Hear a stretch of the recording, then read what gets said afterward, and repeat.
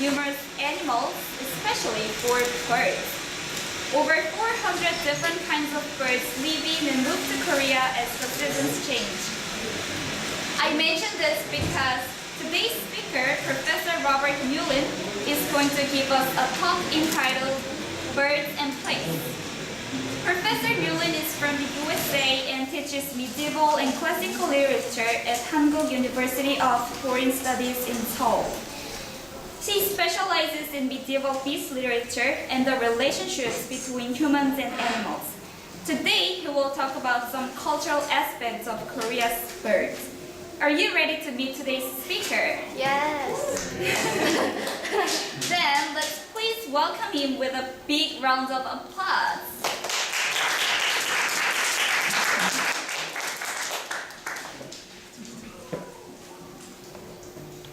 Hello, this is my deer in the headlights moment. No.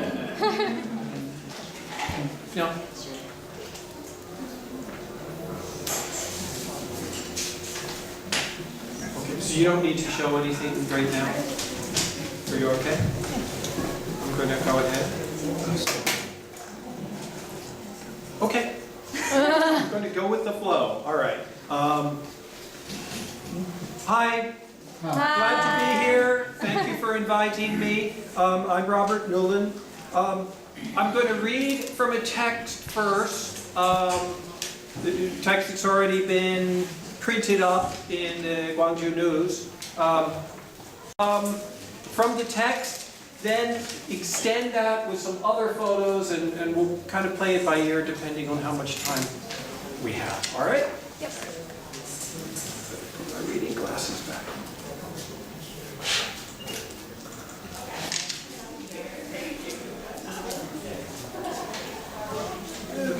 My theme is simply told, a bird belongs to its place.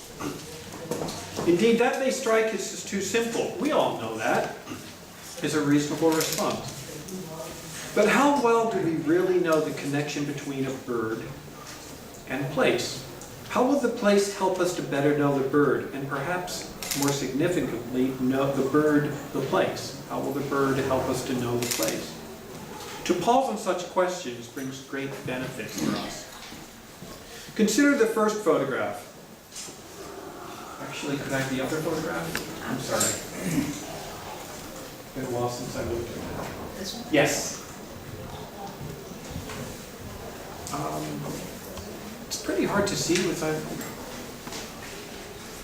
Can we try? Let me see if I can read this. I did not memorize this text, but yeah. Maybe I'll read it and then give you a chance to see the. Okay. Yes. Works. Work for you? Good. Okay. Natural light for me. Consider the first photograph, a splendid male black paradise flycatcher, photographed on a June morning in the lush forest at the foot of Jeju-do's Hala Mountain.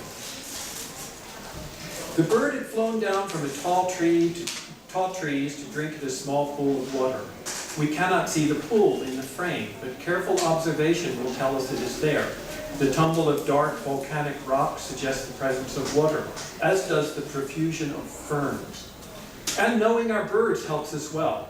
The paradise flycatcher likes it up there in the tall trees and rarely ventures down so low, except when it wants to drink at the local fountain. Next photo, please. Look at that long tail. Isn't that yes, thank you. On Newline Island, farther north, we have another fountain and another bird. It's mid-May, the height of migration season, and a far-traveling red-throated pipit has come to drink at the island's only significant patch of fresh open water. At times, the patch is merely a puddle or less, surrounded by cracked mud and drying weeds. After a good spring of rains, the water is deep and cool. The red-throated pipit is half a water bird. It breeds in the tundra well north of Korea, in wet meadows near willow-fringed streams, but is neither a long-legged wader nor a diving duck. But all birds need to drink. And I've had people come up to and ask me, Oh, birds drink? Yes, they do. Birds need to drink. Well, and a migrating pipit will take whatever a place offers. On this day, the pond is flushed with water, and our bird finds a haven that may hint at home. Home. Our thoughts fly ahead to far-off Siberia, where the bird is hatched, where the bird was hatched, where it now labors to return. The landscape expands as if by magic, and the meaning of bird and place expands too. The bird is here before us, but it is also there as well, and a continuum is revealed. That serves as kind of a thematic segue into, well, a book I recently published. For the rest of the talk, I was going to, well, call it talk around the book. Some passages from the book itself, others that are not in the book but thematically related. But as always talking about birds and place. Can we go to the general list and, you know, I could almost pick one. Here, let's do this, why not? The Taiwan in yellow. One of my favorites. Yeah. And for this, I'll start out just simply reading a section for you, and I may alter it a little bit, so if I can see it. This is a yellow wagtail, and I'll tell you a little bit more about it as we go along. Korea is rich in wagtail. All right, thank you. I can see. Can you see now? Yes. Yeah. You get all those gorgeous greens. It's ambiguous. It's a little, yeah, well, it's seen through a veil. All right, we'll figure it out. Korea is rich in wagtails. Gray wagtails come to Korea to breed. White wagtails, as some of the many variations and subspecies, stay all year, usually quite conspicuously. Japanese wagtails are year-round residents too, although in smaller and localized numbers. The odd and attractive forest wagtail breeds sparsely, passes through in small numbers. The citrine wagtail is a very rare migrant, and worth seeing. The male is just gorgeous. All gray and black, and then bright lemon yellow all over the head. Likewise, this species stops by on its way to and from more northern breeding territories. Yellow wagtails favor any place with water, streams, flooded fields, even rocky seashores, or tide-influenced harbors. Like the white wagtail, the yellow wagtail shows considerable subspecies and plumage variation. This one is what's called the Taiwana group. A bunch of yellow brassica flowers, basically wild cabbage, bechu, overlooking Kagodo's boulder-strewn outer harbor had attracted insects and a number of birds. This wagtail, I'm going to do a catalog of birds for you. A shy but inquisitive Siberian rubythroat, a dusky warbler, a Steinjäger's stonechat, and a characteristically furtive white-bellied waterhen. Don't you just love bird names? It's like a poetry in itself. Anyway, the scarce Taiwana subspecies is probably my favorite wagtail. It's all dusky greens, blacks, yellow that's not dusky at all. And why did it choose this particular perch? We're back to place again. Is it to astound us with such an appropriate setting? Is it camouflage? A little bit of both? All right. Let's pull up another photo. I'd almost say, surprise me. Just surprise me. Okay. Yeah. Pick one you like. How about this one? Okay. Speak of the devil. I actually could read that. That one's in the book. Well, I already mentioned a Siberian rubythroat in my classical catalog of birds. This is the Siberian rubythroat. Could we have the light off for 1 second? Just you have to see this. Mogi no arandopsibly. Just look at that. Look at that. Growth. Oh my goodness. Okay. Is that good? I mean, I can read if you want to. In some ways, I think you seeing the pictures is more important than me being able to read to you. Ruby throats. Let's talk about ruby throats. They're scarce migrants, but sometimes you run into patches of them, especially on the islands. They are often skulking in nature, but can be inquisitive and territorial. This is my place. No matter where they are, this is my place. At times, a handsome male will first respond to human intrusion invisibly, with outraged clacks from a thicket of thorns, then suddenly appear on an open branch, sometimes breaking into rich and full-throated song. The ruby throat's Latin name emphasizes the singing qualities. These are called Lucinia calliope. It's a Latin and Greek mix. The genus name Lucina, long used in poetry for nightingales, has been variously etymologized, or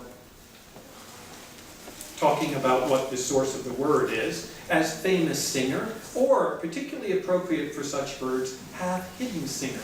But we should keep in mind a theory from one of my favorite writers, the 7th century Isidore of Seville, who says that Lucinia comes from Lucina and means, let me make sure, Surgentis exhortum, that is to say, an exhortation to get up in the morning. You know that? The species name refers to Calliope, the famous muse mother of Orpheus, inspirer of Homer, singer of some of the best poetry in Ovid's Metamorphoses, the tale of Ceres and Persephone. Tradition associates Calliope with music of real substance and emotional depth. The Greek means beautiful voiced. Whoever named the ruby throat seems to have appreciated its rough and melodious sound, surprisingly deep for the bird's size, perhaps hearing therein some hints of the vibrant romances of distant past. This particular bird was in the valley near Sochong-do's lighthouse. You've all heard of Sochong-do Island near Benyang-do. It's one of the very most northwest islands in Korea. It's actually closer to North Korea than it is to South Korea. But a wonderfully wild, rugged place with many goats. I like the goats there. Made friends with several of them. A steep path. Okay, so this is near the lighthouse there. Steep path twists down from the road to the sea. The combination of topography, southern exposure, and a habitat mixture of coarse grass, boulders, small pines, wild rose, and deciduous shrubs makes it a haven for migrants. A low mist eddied like a late-night tide just over the grass, making the tussocks look like shaggy islands in a gray sea. But the tops of the bushes were in growing sunlight, and morning's bird climbed up to face the light and sing an exhortation. Ruby throat. I can't tell you how happy I am every time one pops out of a bush and says hello to me. Another picture? I kind of like this, surprised me. Yeah, let's do a winter bird. Let's do red-crowned cranes. This one. Yes, please. Yes, this one. Yes. Yes. This is not, I have a section about cranes in the book, but not this picture. These are red-crowned cranes. The bird that every Korean knows is durumi. I took this just 1 week ago in Cholla, up on the, very, very close to the DMZ, inside the restricted zone when you go to Cholawan, if you have special permission, because I have a friend who lives within the restricted zone, or who works within the restricted zone, we were able to go in, and many, many cranes there. The neat thing about cranes are they have such a wonderfully complex social structure. You could probably see that this is a family. This is this is Oma, Appa, and Seki. This is mom, dad, and little child together. And little child is, of course, well on the way to, that's probably, maybe call this a him, her, I'm not sure, we can't tell yet. The teenager sort, probably slightly rebellious and all of that. And the father is constantly trumpeting. There were other cranes in the area, and they're always talking to each other. The voice is like a trumpet on vibrato, kind of a sound. I can't do it, but it's really resonant. It's beautiful. So you'll hear a crane in the background going ba-bop, ba-bop, and this crane answers ba-bop, ba-bop, and back and forth. And the person I was with was asking, why are they talking to each other? What are they just shouting? And it's a good question, and yeah, I'm not qualified to really say why. From what I can see, sometimes it is territorial announcement. This is my spot, so here I am, and don't mess with me. However, cranes are highly social and cooperative. And it's more than likely, one, they're simply saying, hey, we're over here. Where are you? Let's keep an eye out on each other. One of the other things you often see with cranes are that with their long necks and long legs, how they feed. They feed on, usually they feed on tubers in the ground. Sometimes just seeds, but very often they're literally digging into the earth to pull out, gogoma or whatever they want to eat. And that means putting their head way down on the ground. And that's dangerous, because when your head is down to the ground, you can't watch for predators. So if you watch flocks of cranes, usually some of them have their heads down, and the other ones have their heads up. And then they switch. And as soon as one puts the head down, the other one puts a head up. So you constantly have one crane watching and one crane eating. Or sometimes many, depending on how large the group is. The other thing about this place is, maybe Choban area is famous for hot springs. Yaksu, I guess you could call it. And especially in the winter, the cranes have a nice habit. Most of them go to the streams where the water is a few degrees warmer than the air.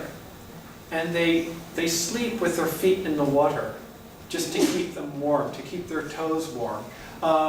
Then come morning, they all jump into the air and start flying here and there in very wonderfully kind of orderly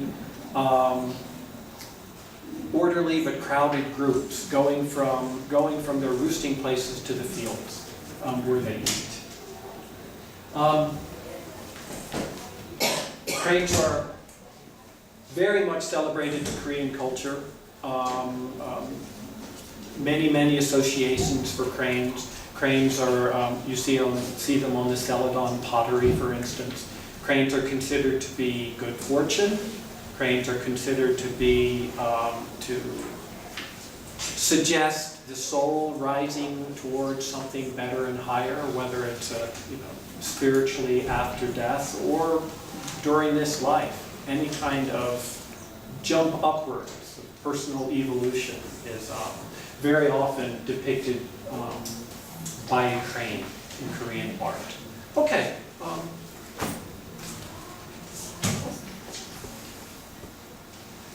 Let's do ancient murals. Why not? I'll read a little bit about that.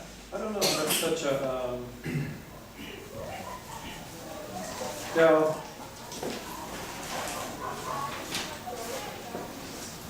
I need to keep an eye on my time. 3:30. What time did I start? At 3? Okay, I did start at 3. So okay, yeah, not too much time left. Let me just read a little bit. All right. also from the book, as you can tell. Ancient murrelets sometimes come closer to shore than most alcids. These are alcids. It's a type of sea. The general Korean word padaori, which is ocean duck, but it's a type of ocean. It's an ocean bird. If you're from Europe or the United States, puffins are alcids. Here we go. Good line. Ancient murrelets sometimes come closer to shore than most alcids, occasionally near rocky jetties within harbors. On the open sea, though, they are in their element and at their best, almost always in groups, bobbing up like little buttons in the water or taking flight for a new fishing area, a ragged, orderly line of birds, fast and low over the waves.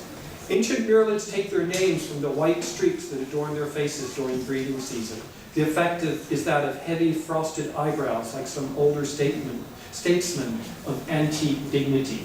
In other words, they're kind of their nunsa. Their eyebrows in the breeding season go white. No, just like my eyebrows are doing. They're going white. Ancient murrelets, bless their souls, when they go to winter, then they lose the white. But that's. I guess I could dye my eyebrows. All right, let's get back to the topic here.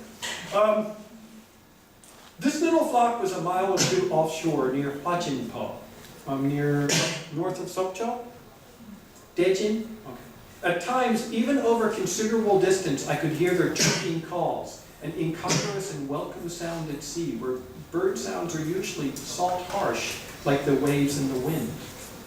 These birds dropped into the waves and began to fish, disappearing under the water with sudden plop, reappearing just as suddenly, looking exactly the same as if nothing had happened, even though most had devoured a fish or two while underwater.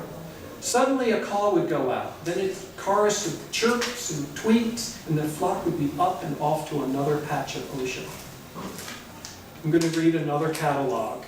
This is to inspire the future bird watchers. Other birds in that outing represented the typical high quality and variety of East Coast winter birds. Spectacled guillemots, rhinoceros auklets, a thick-billed murre, glaucous and glaucous-winged gulls, harlequin ducks, red-necked grebes, temminks and pelagic cormorants, black-necked, great-crested horned grebes, red-throated Pacific, Arctic, and yellow-billed loons. Okay, I finished. High above this avian catalog, clouds curtain the sun on and off, throwing vast mobile patches of shadow on the water, changing the color from blue to slate to blue again. Fleeting demarcations in a larger and more mysterious orbit that moved around our little vessel, hinting at zones and distinctions that the birds knew and traveled with a better competence than ours.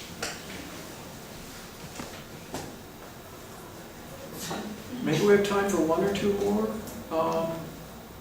Your choice. Okay, I want to hear more. So, how about this one? Okay. Kingfisher?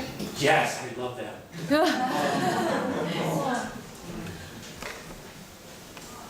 That's also in the book, but I won't read from the book. I'll let you look it up if you want to.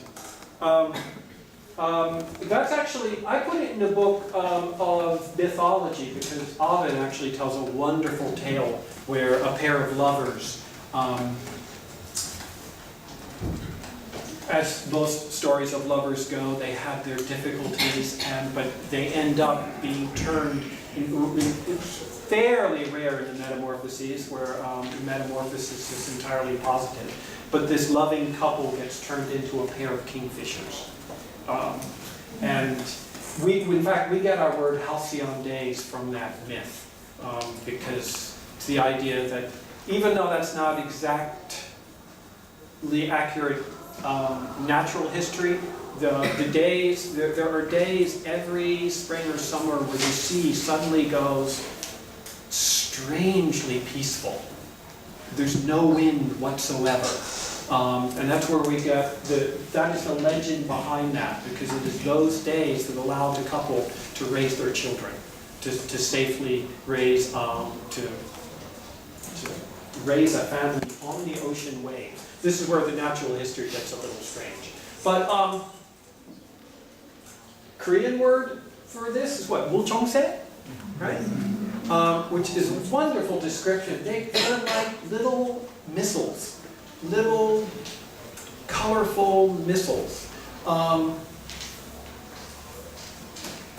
You see the little stars all along here? Yeah, the bird, you look at it one way, it looks almost ridiculous. I mean, look how big that beak is. Oh my goodness. In fact, we will have to pull up one more picture just as, in comparison, but in a second. The head is quite large compared to the body. That's maybe why you find this picture cute, or at least if you have a pulse, I think you're going to find it cute. Babies have larger heads compared to their bodies than adults do. So we tend to respond to big-headed creatures because they remind us of babies. Yeah, it's got tiny, short little legs. It's got a stubby little body. It's got a huge head. You might think it's grotesque, but it's beautiful.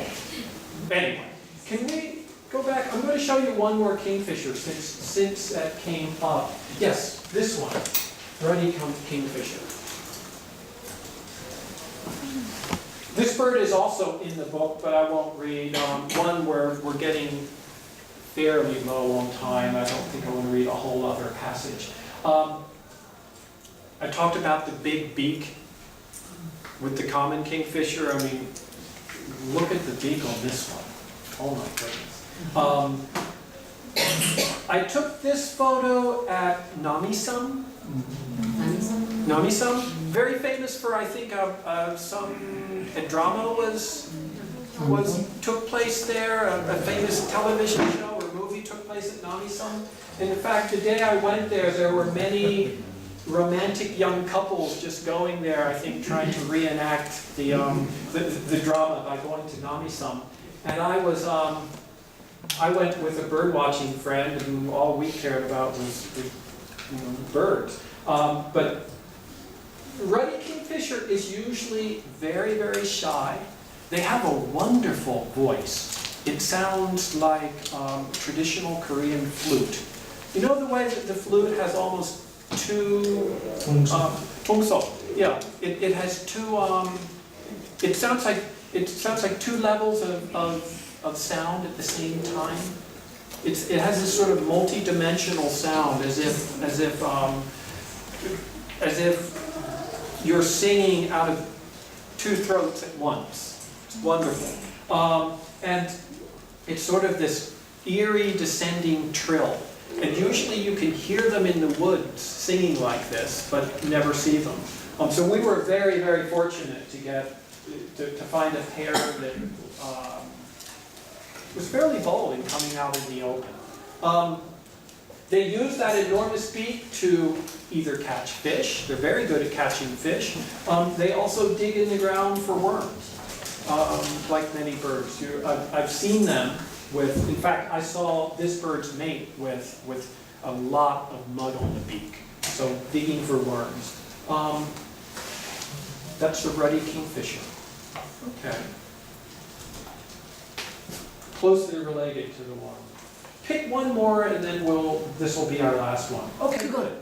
Yeah, do the green sandpiper. I like that one. This one? Yes. Yeah.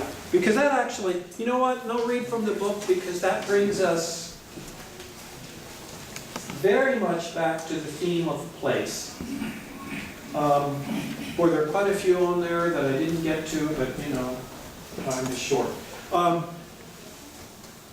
With your indulgence, I'll read again. This is called a green sandpiper. In its winter plumage, the green sandpiper is somewhat of a mediocrity, and purposefully so. A plumage of brownish gray, dingy whites makes for a nondescript shorebird, hard to notice and all the safer for the anonymity. In spring, though, small changes take place. Nothing spectacular, but a general brightening. The whites lose their gray wash, the brownish gray darkens in contrast, and across the dark field a spangling of snowy spots turns drab to style.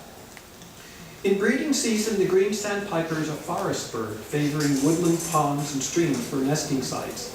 There, in places of filtered sunlight, like this, the star-flecked plumage is as much an advantage as his winter's plainness. Myungam, this is actually a term I like to use, chiaroscuro, dark and light, myungam, blending with the habitat. For the lucky birder who encounters a breeding plumage bird in the open and in good light, it's a quiet spectacle.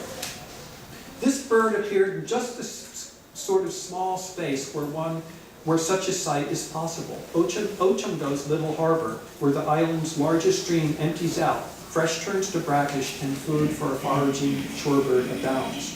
During their winter travels, the green sandpipers are not too particular about habitat, sometimes appear in estuaries or mudflats.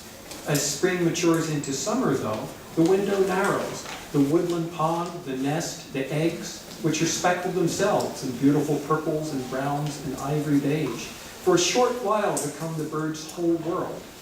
Then the sandpipers pick, pick, pick. The green sandpiper's Korean name is pick, pick, doyo. Doyo meaning shorebird. Describes this off-sounded warning note, takes on a special urgency. The parents will scold loudly in response to any intrusion, often flying conspicuously away in an attempt to distract a predator while the downy spotted chicks hide until the danger has passed. Thus, from inception to appearance to behavior, the green sandpiper is a finely calculated balance of light and dark, self-advertisement and self-diminishment, all parts in the skillful design. Okay. That's probably a good place to end.